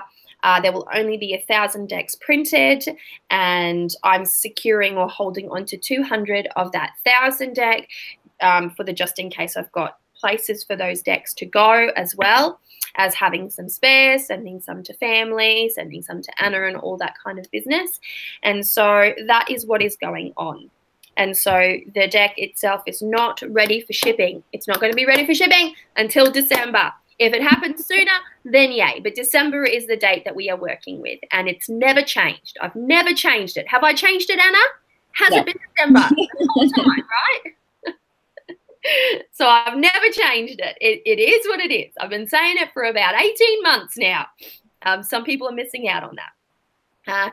Deck is available on Etsy, and shipping costs are out of my hands. That is what it costs to ship from Australia. I'm sorry. I do apologize. I know that it's a lot. Just so that you know as well, when I order something from the States, I'm paying close to $80 to get it here, 80 Australian dollars on top of my items. And there have been many times where I've actually paid more in shipping than the item was actually worth. So I do understand, I do, but it also happens to me, and I understand that it's out of, you know, another person's hands, because that's what it costs. Nobody has any control over postage, folks. It is what it is. It's up to the administrators of the countries, right? Anyways, moving on from that, we have the Bonestone and Earthflesh Tarot group. I will be spending a little bit more time on the Bonestone and Earthflesh Tarot group now that I have settled and I have the time. Anna will be there as well, and we will be keeping you guys updated and making sure that that you know all the ins and outs of where we are. So that's it from us. Well, from me at least. It was very lovely hanging out with you from my little off-grid location here in Tasmania, or Van Diemen's Land, as they call it. And Anna, would you like to say your lovely goodbyes? Yes, it's been great hanging out again. I've missed our little bashes. Okay. And folks, for those who don't know, Anna Turian is doing the Tarot of the Abyss, which is a pen and ink deck, and it is absolutely beautiful. So if you would like to go and support her in that endeavor, to show her a bit of love and to encourage her, she's very, very good at what she does, and she does post her images and her cards and things quite a bit. So it's a beautiful deck. It's a very unique deck. It's a very Anna. Anna has a wonderfully twisted little mind. My kind of I do. My mom thinks so. My mom thinks. And my yeah. It's beautiful. It's beautiful stuff.